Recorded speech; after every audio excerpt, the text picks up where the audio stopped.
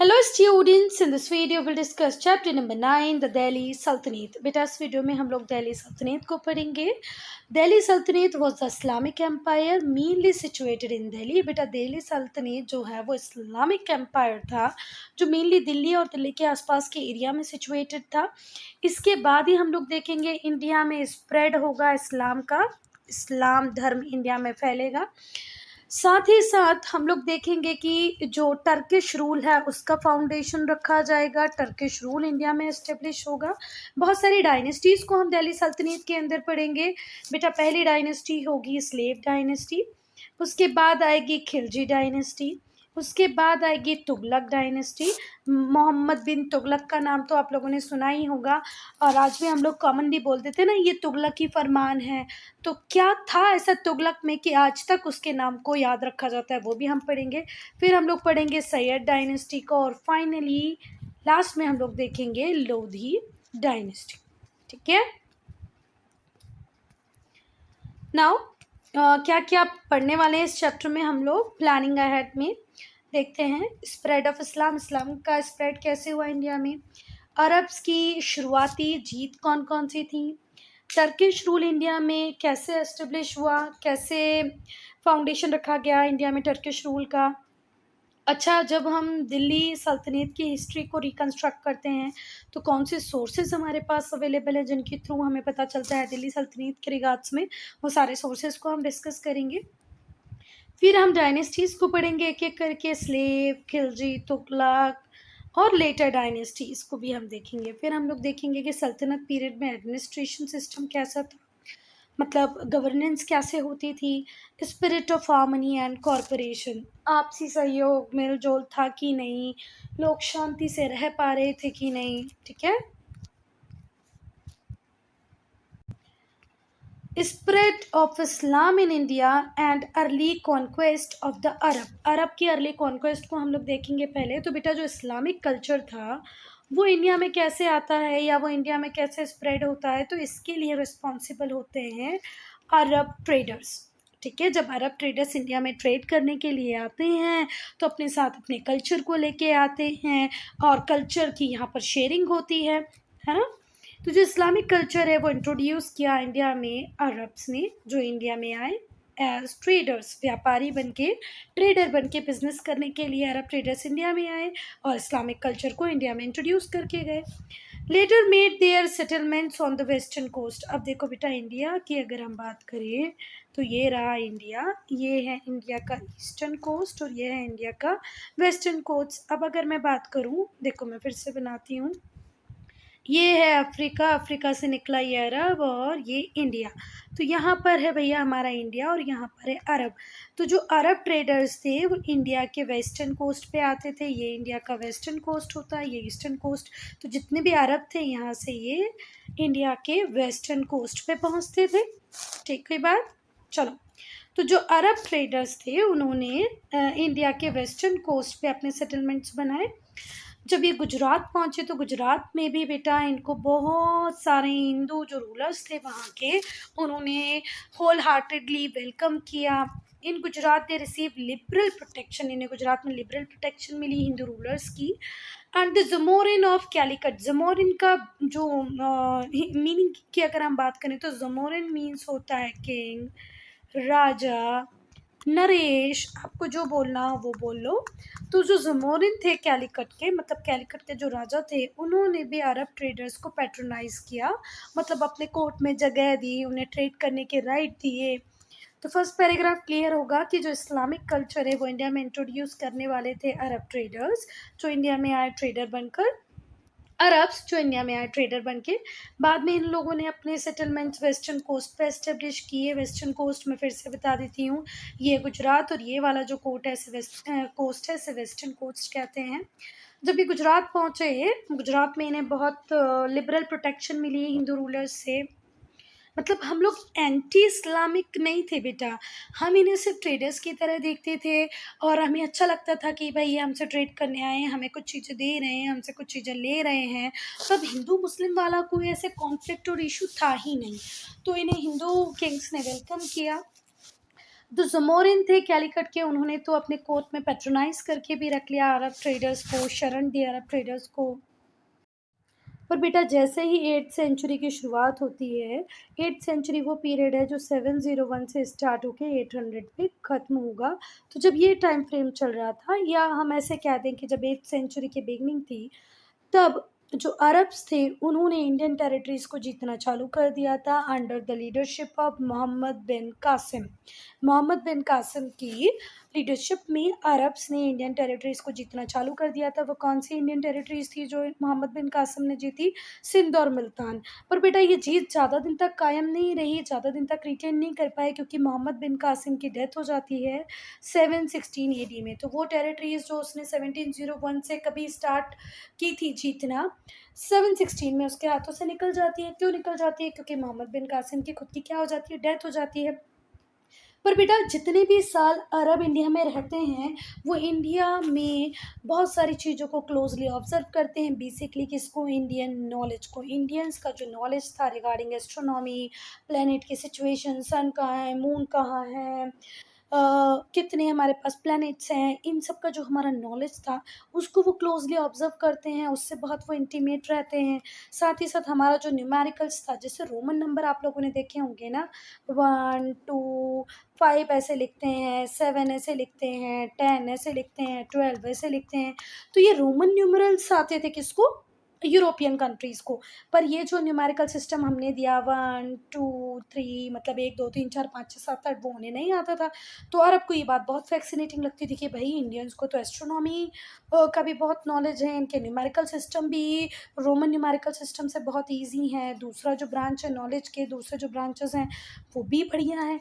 तो वो हमसे बहुत कुछ सीखे, और हमसे सीखने के बाद उन्होंने इन सारे नॉलेज को कहाँ लेके गए? यूरोप लेके गए। ऐसा कौन कहते हैं? ऐसा कहते हैं हवेल। ठीक कोई बात?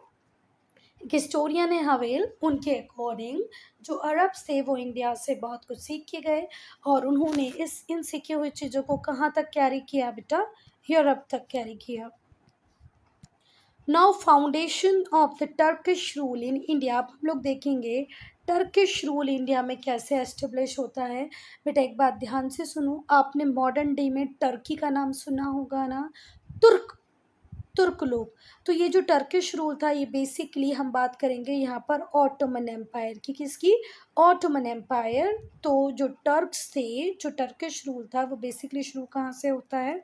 ऑटोमन एम्पायर से। ठीक है। तो जो महमूद ऑफ गज़नी होते हैं वो बहुत सारे इन्वेजन करते हैं इंडिया में, बहुत बार आते हैं और इंडिया को लेके लूट के जाते हैं। कौन? महमूद ऑफ गज़नी। महमूद ऑफ गज़नी का एक ही काम होता है, आओ और इंडिया को लूटो। बेटा यहाँ पर ये जो टर्किश वर्ड है, ये तुर्क है, हिंदी वर्ड तुर्क। और आज अगर आपको तुर्क लोगों से मिलना हो, उन्हें जानना हो, समझना हो, तो आपको कहाँ जाना पड़ेगा? टर्की। ठीक है। चलो, तो महमूद ऑफ गजनी जो थे, उन्होंने इंडिया को बार बार इन्वेड किया, बार बार लूटा, लूटा फिर लूटा, फिर लूटा। इन्होंने रेड कहाँ कहाँ कर की बेटा? मथुरा को लूटा, कन्नौज को लूटा, ग्वालियर, सोमनाथ। ठीक है। तो इन्होंने कहाँ कहाँ पर रेड की? मथुरा, कन्नौज, ग्वालियर, सोमनाथ। और हमारे रिच ट्रेजर को अपनी कंट्री से बाहर ले गए, खुद अपनी कंट्रीज़ में। ठीक है। तो जो महमूद ऑफ गजनी थे वो हमारे इंडिया से रिच ट्रेजर को लूट कर अपनी कंट्री में ले गए। हमारी कंट्री का सामान, हमारा सोना, हमारे हीरे, हमारे मोती, ये लोग अपनी कंट्री में लेके चले गए। कौन? महमूद ऑफ गजनी। पर जो महमूद ऑफ गजनी थे, उनका कभी भी प्लान ये नहीं था कि वो इंडिया में अपने एम्पायर को एस्टेब्लिश करें या इंडिया के ऊपर रूल करें। वो तो सिर्फ इंडिया को इन्वेड करना चाहते थे, और इन्वेड करके हमारे ट्रेजर को लूटना चाहते थे, हमारे हीरे, मोती, सोना, चांदी को लूटना चाहते थे। तो Mahmud was not a ruler so far as India was concerned. India का रूलर कभी भी महमूद नहीं रहा। इनफैक्ट जो टर्किश रूल का फाउंडेशन था इंडिया में, वो भी रखते हैं मोहम्मद गौरी। कौन रखते हैं? मोहम्मद गौरी। तो जो महमूद ऑफ गजनी का काम था, उसने तो सिर्फ रेड की है। सोमनाथ में रेड की हैं, ग्वालियर में रेड की हैं, कन्नौज में रेड की हैं, और अपने मथुरा में रेड की हैं। तो बस ये रेड करने के लिए आते थे। अगर आपसे कोई पूछेगा कि टर्किश रूल को इंडिया में किसने एस्टेब्लिश किया, तो आप बता देना भैया मोहम्मद गौरी ने किया, मोहम्मद गजनी ने नहीं किया, वो तो सिर्फ लूटपाट करने आता था। जो मोहम्मद गौरी थे, इनका पहला इन्वेजन था डायरेक्ट अगेंस्ट मुल्तान इन 1175 में। 1175 में मोहम्मद गौरी का पहला इन्वेजन था मुल्तान में। 1192 में इसने इवेंचुअली डिफीट किया पृथ्वीराज चौहान को। मोहम्मद गौरी ने पृथ्वीराज चौहान को हराया 1192 में।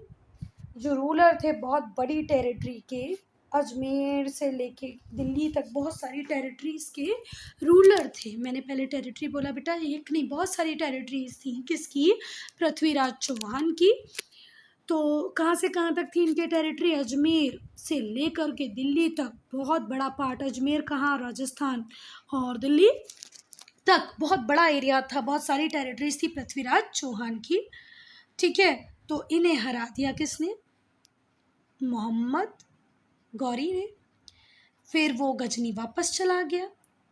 ठीक है, हराया हमारे पृथ्वीराज चौहान को मोहम्मद गौरी ने, और गजनी वापस चला गया। और अपने पीछे वो छोड़ के गया कुतुबुद्दीन ऐबक को उन टेरिटरीज़ का इंचार्ज बना के जो मोहम्मद गौरी ने जीत ली थी। ठीक है, फिर से एक बात सुनो कि जो मोहम्मद गौरी थे वो इंडिया आए, इंडिया में टेरिटरीज़ को जीता। जीतने के बाद वो वापस चले गए। किसको यहाँ इंचार्ज बना के बिठा गए? कुतुबुद्दीन ऐबक को। 1194 में वो फिर से आते हैं।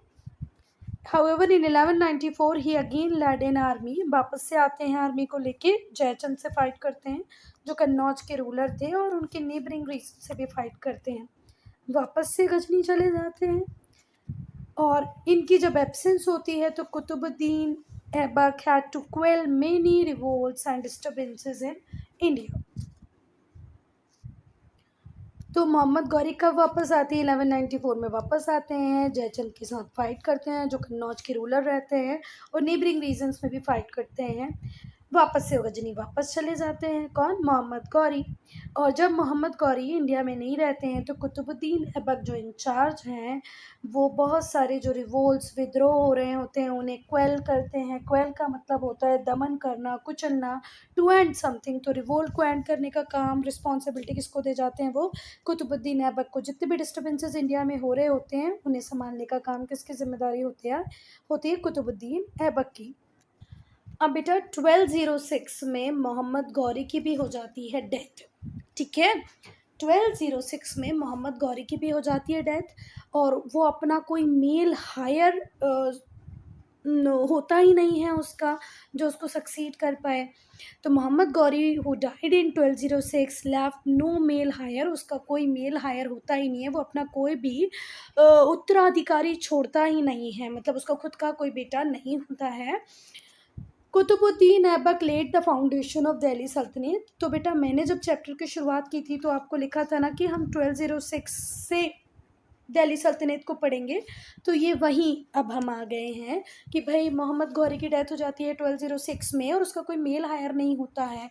वो कुतुबुद्दीन ऐबक को पहले ही इंचार्ज बना के छोड़ गया था इंडिया का। तो अब कुतुबुद्दीन ऐबक ही पर्सन होंगे जो दिल्ली सल्तनत का फाउंडेशन रखेंगे अंडर अ न्यू डायनेस्टी, जिसे पॉपुलरली स्लेव डायनेस्टी कहते हैं, या कुछ लोग इसे मामलुक डायनेस्टी भी कहते हैं।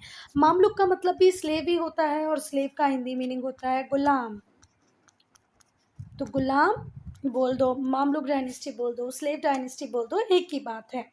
ठीक है, फिर से ध्यान से सुनो। मोहम्मद गौरी की डेथ हो गई 1206 में। कोई मेल हायर ना होने की वजह से कुतुबुद्दीन ऐबक की फाउंडेशन रखते हैं दिल्ली सल्तनत का इंडिया में, और इनकी जो डायनेस्टी होती है उसे पॉपुलरली स्लेव डायनेस्टी कहते हैं, मामलुक डायनेस्टी भी कहते हैं, और हिंदी में स्लेव का मतलब होता है गुलाम, गुलाम वंश। हिंदी में क्या कहते हैं इसे? गुलाम वंश। ठीक है, तो गुलाम वंश के संस्थापक कौन थे? गुलाम वंश किसने एस्टेब्लिश किया था? कुतुबुद्दीन ऐबक ने। और फ्रॉम 1206 से 1526, ये टाइम फ्रेम मैंने आप लोगों को स्टार्टिंग में बताया था। 1206 से 1526 तक 5 डायनेस्टीज़ को हम पढ़ेंगे जो दिल्ली सल्तनत के ऊपर रूल करती हैं। तो भाई ये हैं हमारे मोहम्मद घौरी।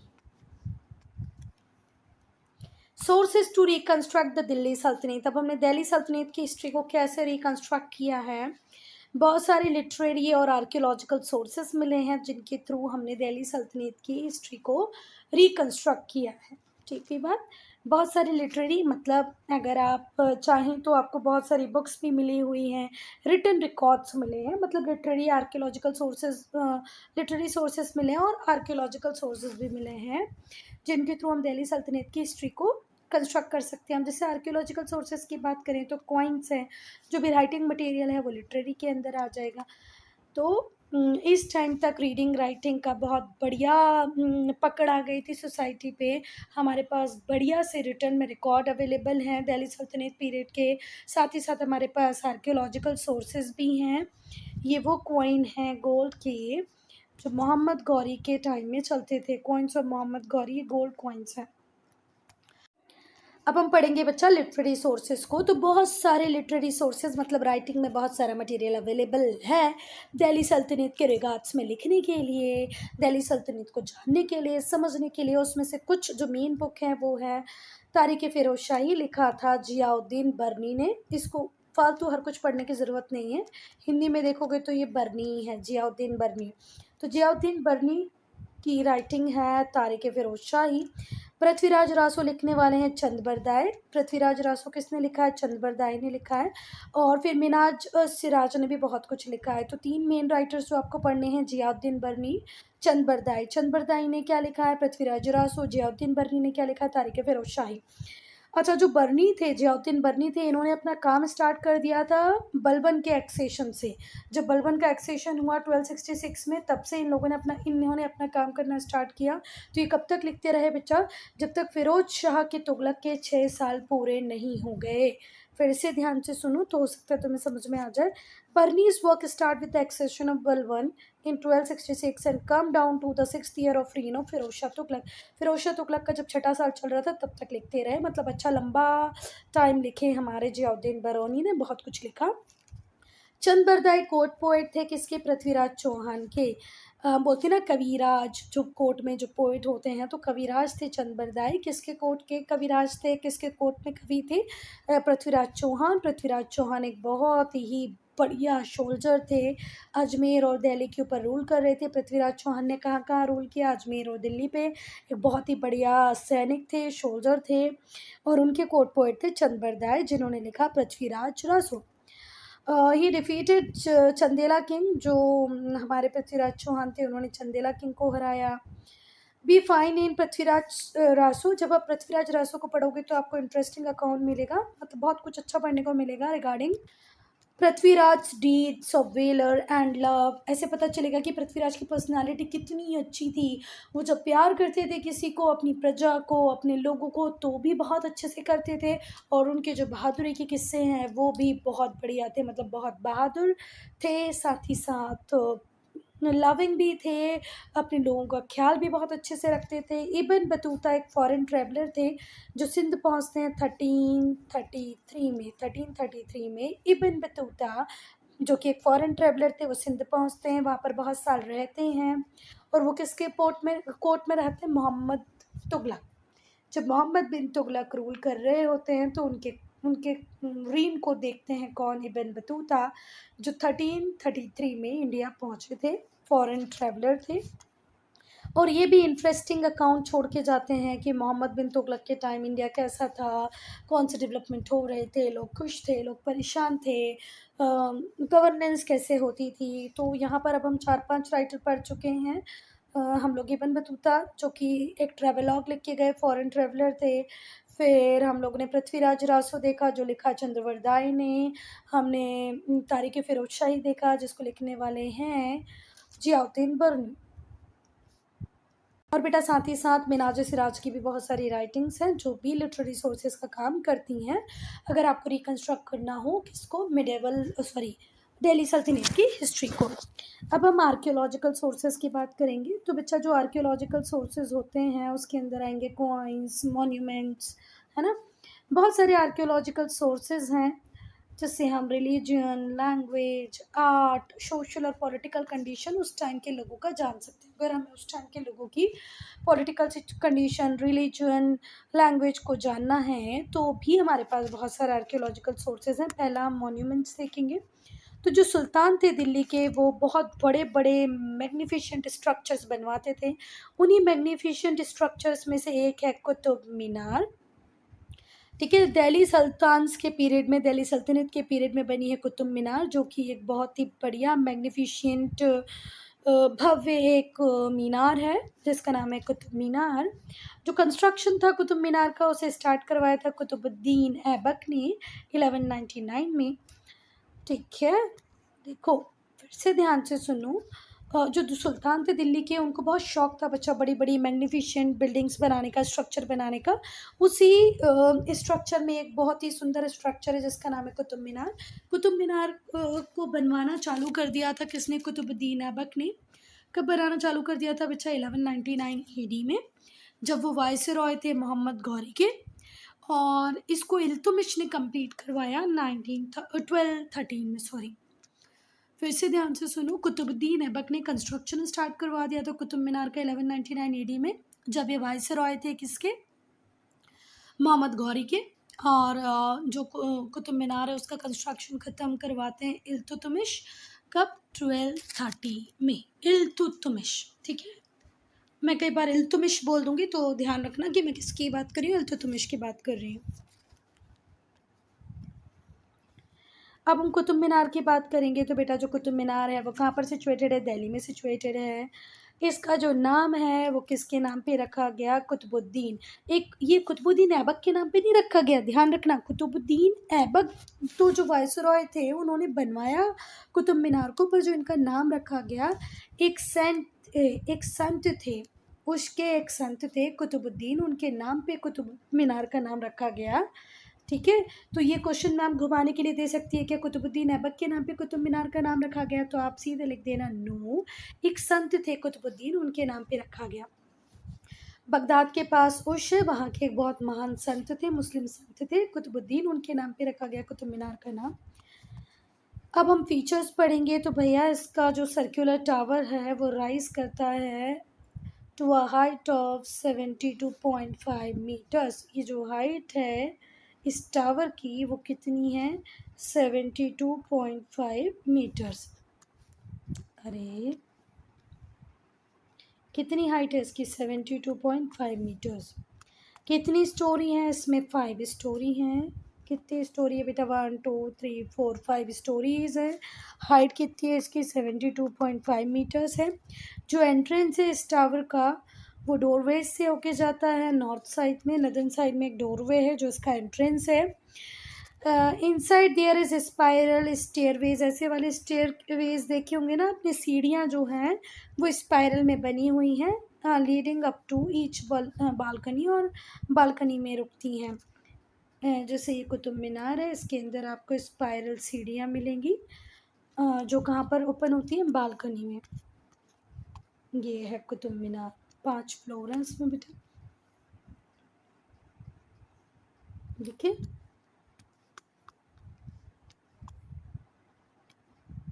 देखो फिर से देखना। 1 2 3 तक पहुंच गए हम लोग, यहाँ तक ऊपर चल रहे हैं। 4 और 5 सीढ़ियाँ नहीं दिखेंगी क्योंकि सीढ़ियाँ अंदर से गई हैं। और ये है इसका गेटवे। रेड सैंडस्टोन, मार्बल और ग्रे क्वार्ट्जाइट का यूज़ किया हुआ है इसको बनाने में। रेड सैंडस्टोन, लाल पत्थर, मार्बल, संगमरमर, ग्रे क्वार्ट्जाइट का यूज़ हुआ है इसके कंस्ट्रक्शन में। Which is the highest stone tower in India. India में अगर पूछा जाए कि स्टोन से बना सबसे लंबा टावर कौन सा है तो वो कुतुब मीनार ही है। बहुत सारी राइटिंग्स इसके ऊपर कार्व आउट की गई है, कुतुब मीनार के ऊपर बहुत कुछ लिखा गया है, कार्विंग की हुई है। किसी हार्ड सरफेस पे खुरच खुरच के लिखने को हम क्या कहते हैं? कार्विंग। फ्लोरल मोटिव्स हैं, फ्लावर इमेजेस। फ्लोरल मोटिव्स मतलब फ्लावर के इमेजेस हैं, इन्हें भी एनग्रेव किया गया है टावर के ऊपर। बेटा मेरी बात सुनो, जब आप पेपर के ऊपर लिखते हो तो वो बात अलग है, पर आप किसी हार्ड सरफेस के ऊपर लिखते हो तो उसे हम क्या कहते हैं? Engraving, carved out. Now inscriptions. बेटा जितनी भी मस्जिद, टूम्स, मीनार, मॉस्क्यूज, टूम, मीनार्स और पैलेसेस थे या दूसरी जितनी भी बिल्डिंग्स थी, उन पे भी डेकोरेटिव लेटर्स से कुछ ना कुछ एनग्रेव किया हुआ है। ये जो इंस्क्रिप्शन है ये मोस्टली पर्शियन लैंग्वेज में लिखी गई हैं। और इन इंस्क्रिप्शंस को देखते हुए जो पर्शियन लैंग्वेज में लिखी गई हैं, हमें एक वैल्यूएबल सोर्स मिलता है जिसके थ्रू भी हम रिकंस्ट्रक्ट कर सकते हैं पॉलिटिकल, सोशल और religious history of the age of Delhi sultan. Delhi sultans के टाइम पे राजनीति कैसी थी, समाज कैसा था, पॉलिटिक्स बोले तो राजनीति, सोशल बोले तो समाज, धार्मिक वैल्यूज़ कैसी थी, क्या चल रहा था, वो भी हम रिकंस्ट्रक्ट कर सकते हैं। जो हिंदू स्ट्रक्चर्स हैं उनमें जो इंस्क्रिप्शन होता है, जो लिखा गया होता है आर्ट सरफेसेस पे, वो संस्कृत में और हिंदी में लिखा होता है। ये जो राइटिंग्स होती हैं इन्हें कार्व किया गया है कुतुब मीनार के ऊपर भी। कार्व आउट करना मतलब वही खुरच खुरच के लिखना होता है। As pieces of historical evidence, जो पीसेज है हिस्टोरिकल एविडेंस के, वो उनमें जो इंस्क्रिप्शन है उसका बहुत ज़्यादा मेरिट है, बहुत ज़्यादा इम्पोर्टेंस है। पहला इंस्क्रिप्शन है पेहोवा इंस्क्रिप्शन। कौन सा इंस्क्रिप्शन बच्चा? पेहोवा, पीहोवा इंस्क्रिप्शन। पीहोवा इंस्क्रिप्शन को पढ़ेंगे हम। प्रतिहारा किंग महेंद्रपाल ने सजेस्ट किया था कि जो दिल्ली था उसे बनाया गया था 736 एडी में। पीहोवा जो इंस्क्रिप्शन है उसमें बताया गया है कि जो प्रतिहारा किंग थे महेंद्रपाल, उन्होंने दिल्ली को बनाया कब? 736 एडी में बाय द तोमर्स। ये तोमर्स जो थे राजपूत के ये क्लान हैं, राजपूत का एक सबकास्ट की तरह देख लो। तो बेटा ये जो पेहोवा इंस्क्रिप्शन है ये हमें बताता है कि ये जो तोमर थे ये कहाँ पर रूल करते थे? हरियाणा वाले रीजन में तोमर्स रूल करते थे और उनकी कैपिटल थी दिल्ली का, मतलब आज हम इसे क्या कहेंगे? दिल्ली। दिल्ली इनकी कैपिटल हुआ करती थी और रूल कहाँ पर करते थे ये? वो हरियाणा वाले रीजन में। कौन? तोमर्स। ये किससे पता चलता है? पेहोवा इंस्क्रिप्शन से। अब एक और इंस्क्रिप्शन है बच्चा सरबन इंस्क्रिप्शन। ये साउथ दिल्ली में एक गांव है सरबन, वहाँ पर मिला है हमें। इसमें ब्रीफ अकाउंट है बच्चा, पूरा इतिहास लिखा हुआ है कब तक का? जब तक मोहम्मद बिन तुगलक के रीन था, मतलब शुरू से लेके अब तक का इतिहास, कब तक का? मोहम्मद बिन तुगलक के रीन तक के इतिहास की एक ब्रीफ हिस्ट्री लिखी हुई है सरबन इंस्क्रिप्शन में। अब देखते हैं जो सरबन इंस्क्रिप्शन है वो कहाँ मिला है हमें? विलेज सरबन में। कहाँ पर? साउथ दिल्ली में। इसमें ब्रीफ अकाउंट है of the history of Delhi, Delhi की ब्रीफ हिस्ट्री है इसके अंदर। कब तक की? मोहम्मद बिन तुगलक की रीन तक की। जब मोहम्मद बिन तुगलक रूल करना स्टार्ट किए, उनका रूल चला, वहाँ तक की हिस्ट्री। तो मतलब पूरी दिल्ली सल्तनत की हिस्ट्री अगर आपको पढ़नी हो तो वो कहाँ पर मिलेगी? सरबन इंस्क्रिप्शन में। इंस्क्रिप्शन जो होते थे बेटा ये संस्कृत लैंग्वेज में, अराबिक में, पर्शियन में और फ्यू अदर लैंग्वेजेस में लिखे जाते थे। कौन कौन सी भाषा में इंस्क्रिप्शन लिखे गए हैं? संस्कृत, अराबिक, पर्शियन और थोड़ी अदर दूसरी लैंग्वेजेस भी हैं जिनमें इंस्क्रिप्शन लिखे गए हैं। Few other languages speak of linguistic synthesis and the spirit of harmony and cooperation between the people of India. और बेटा भले ही वो संस्कृत में लिखा हुआ इंस्क्रिप्शन और अरेबिक में हो, पर्शियन में हो, वो लिंग्विस्टिक सिंथेसिस की बात करता है, हार्मनी की बात करता है, कोऑपरेशन की बात करता है, जो लोगों के बीच में उस टाइम में था। इंस्क्रिप्शन कहाँ कहाँ मिले हैं बेटा? टेम्पल्स पे, मंदिरों पे, मस्जिदों पे, दूसरे स्ट्रक्चर पे। और ये बताते हैं about the endowments and gifts to religious and charitable institutions. जो चैरिटेबल इंस्टीट्यूशंस हैं, हमने उनको किसने किसको कितने गिफ्ट दिए, कितनी प्रॉपर्टी ट्रांसफ़र हुई, रिलीजियस गिफ्ट कितने मिले, ये लिखे जाते थे टेम्पल्स, मॉस्क्यूज़ और दूसरे स्ट्रक्चर्स पे। आज भी हम लोग देखो मंदिरों की सीढ़ियों से उतरते हैं तो वहाँ पर नाम लिखा होता है कि भाई इसने, इनके द्वारा ये बनाई गई, उनके द्वारा ये बनाई गई। तो इंस्क्रिप्शंस जो थे वो टेम्पल्स, मॉस्क्यूज़ और दूसरे स्ट्रक्चर्स पे मिलते थे। स्पीक अबाउट एंडोमेंट, और वो किसके बारे में बात करते हैं? एंडोमेंट्स, कितना किसने दान दिया है, किसने गिफ्ट दिया है रिलीजियस और चैरिटेबल इंस्टीट्यूशन को। अब हम पढ़ेंगे स्लेव डायनेस्टी को। पर स्लेव डायनेस्टी को हम स्टार्ट करेंगे पार्ट 2 से। Student, I'm ending this video here. Only if you have any doubt, any problem, to write in comment section.